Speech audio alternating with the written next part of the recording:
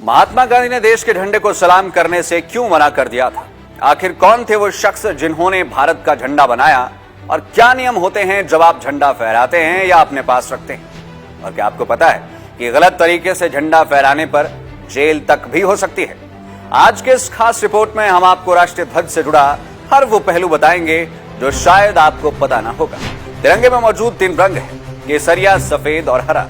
तीनों रंगों का विशेष महत्व है। केसरिया रंग साहस और बलिदान का प्रतीक है, सफेद रंग शांति और सच्चाई को दर्शाता है, तो वहीं हरा रंग संपन्नता का प्रतीक है। जब तिरंगा डिजाइन किया गया था तब लाल और हरे रंग को हिंदू मुस्लिम का प्रतीक और सफेद रंग को अन्य धर्मों के प्रतीक के तौर पर प्रस्तुत किया गया था। तिरंगे में सफेद रंग पर नीले रंग में सम्राट अशोक के धर्म चक्र चिन्ह के तौर पर बना हुआ है। अशोक चक्र को कर्तव्य का पहिया कहा जाता है, जिसमें शामिल 24 तिल्लियां मनुष्य के 24 गुणों को भी दर्शाती है। लेकिन अशोक चक्र की जगह झंडे में पहले चरखा हुआ करता था।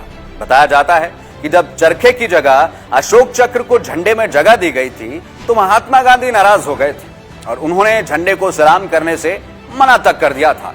हालांकि बाद में वो मान भी गए थे। झंडे का इतिहास जानना बेहद ज्यादा जरूरी है, लेकिन उससे पहले हम आपको राष्ट्रीय ध्वज से जुड़े कुछ ऐसे फैक्ट्स के बारे में बताएंगे जो आपको जिंदगी भर काम आने वाले हैं। चाहे कुछ भी हो जाए, तिरंगा जमीन से कभी भी नहीं छूना चाहिए। तिरंगे पर कुछ भी लिखना या फिर बनाना गैर कानूनी है। भारत के संसद भवन में एक साथ 3 तिरंगे फहराए जाते हैं। तिरंगा फहराते समय जब बोलने वाले का मुंह श्रोताओं की तरफ हो तब तिरंगा उसके दाहिने तरफ होना चाहिए। उस इंसान को जेल भी हो सकती है जो फ्लैग कोड ऑफ इंडिया के तहत गलत तरीके से तिरंगा फहराने का दोषी पाया जाता है। तिरंगा हमेशा कॉटन, सिल्क या खादी का ही होना चाहिए।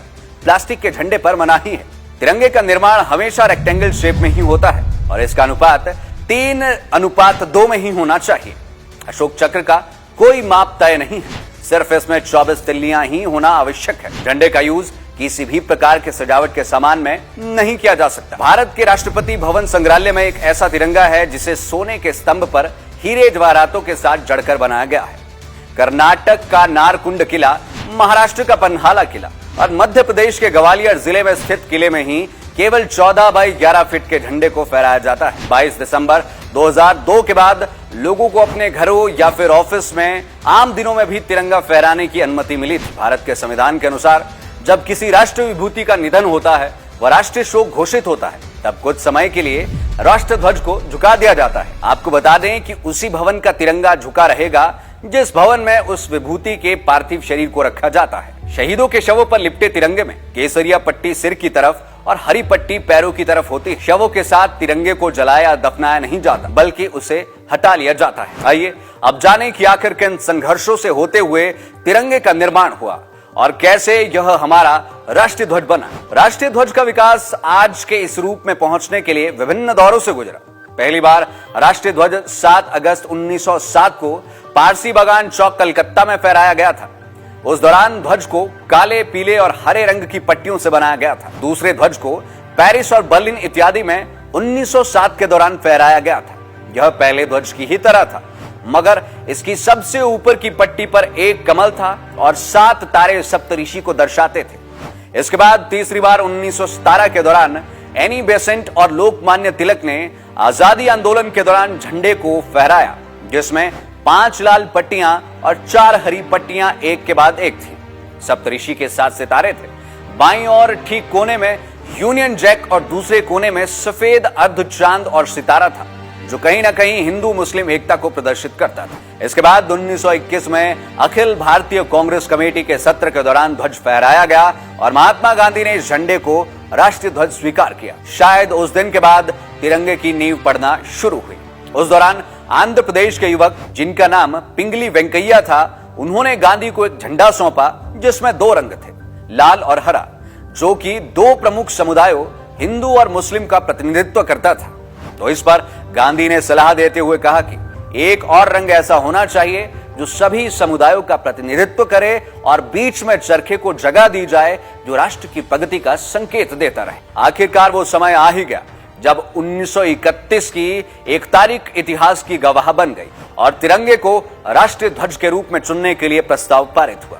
उस समय ध्वज में 3 रंग थे और बीच में चरखा राष्ट्र प्रगति को दर्शा रहा था। और उसके बाद 22 जुलाई 1947 को संविधान सभा ने तिरंगे को राष्ट्रीय ध्वज के रूप में अपनाया। याद रहे कि 1916 में पिंगली वेंकैया ने एक ऐसे झंडे के बारे में सोचा था जो सभी भारतवासियों को एक धागे में पिरो कर रख सके। उनकी इस पहल को एसबी बोमन जी और उमर सोनामी का साथ मिला और इन तीनों ने मिलकर नेशनल फ्लैग मिशन की स्थापना की। 1916 से लेकर 1921 तक पिंगली वेंकैया ने कई बार झंडे का डिजाइन किया और अंततः इसे स्वीकारा। 1947 में अंग्रेजों को जब भारत छोड़ने पर मजबूर कर दिया गया था तो देश की आजादी की घोषणा से कुछ दिन पहले फिर कांग्रेस के सामने ये प्रश्न खड़ा हो गया था कि अब राष्ट्रीय ध्वज को क्या रूप दिया जाए। इसके लिए फिर से डॉक्टर राजेंद्र प्रसाद के नेतृत्व में एक कमेटी बनाई गई और 3 सप्ताह बाद 14 अगस्त को इस कमेटी ने अखिल भारतीय कांग्रेस के ध्वज को ही राष्ट्रीय ध्वज के रूप में घोषित करने की सिफारिश की। 15 अगस्त 1947 को तिरंगा हमारी आजादी और हमारे देश की आजादी का प्रतीक बन गया। भारत के राष्ट्रीय ध्वज तिरंगे का डिजाइन बनाने वाले पिंगली वेंकैया के सम्मान में भारत सरकार ने उनके नाम पर डाक टिकट जारी किया था।